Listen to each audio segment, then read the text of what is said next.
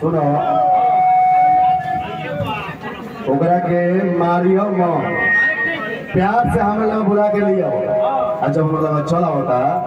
ठीक बा ओकरा बाद ते नाक काट लिया हम कान काट ले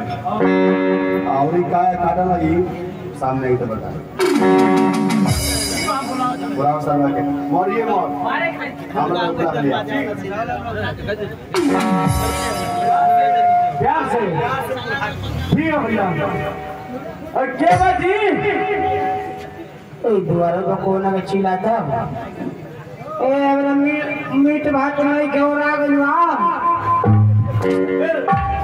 क्या बात जी ए दादा कौन आदमी हो आके थाना में से आदमी मिल गयो दादा और 5-7 दिन पहले मार भइल रहा हमरा कोई थाना के आदमी तो ना हो रह पूछे द ए क्या जी हमरा प्रस्ताव से मिला के बाद हो गई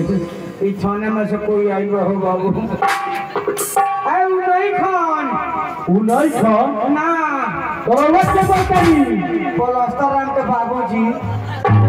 पलस्तर के बाबूजी हां उनके मरना 5 साल हो गए कौन उमर है ना तो बढ़िया बा पलस्तर हम नए मोबाइल ले बड़े आ नए सिमो निकले बड़े उनका सिमो पर अपाची गाड़ी पड़ल बा जब उ नहीं तो हम अपाची गाड़ी लेके जाता नहीं हम अरे भाई हेने आई भू खिसियात का है बने महाराज भाई पिछवा देखनी है ना हां तो हम कहीं लड़की होगा आज ये तो मोटा गेल बता अरे महाराज खिसियाई मत है लोग पलस्तर हम पे काहे खोले थे पलस्तर हम कैसे भेजे जाता हां कि पलस्तर हम नए मोबाइल ले ले बड़े और ले ले बड़े हम ले ले बड़े आ नए सिमो निकले बड़े अच्छा होच के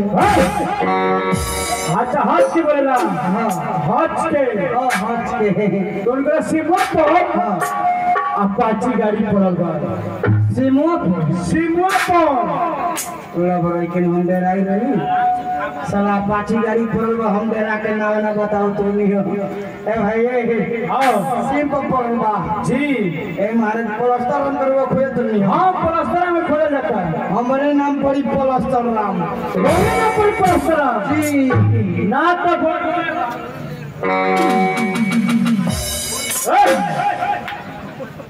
समाज में आता क्या होगा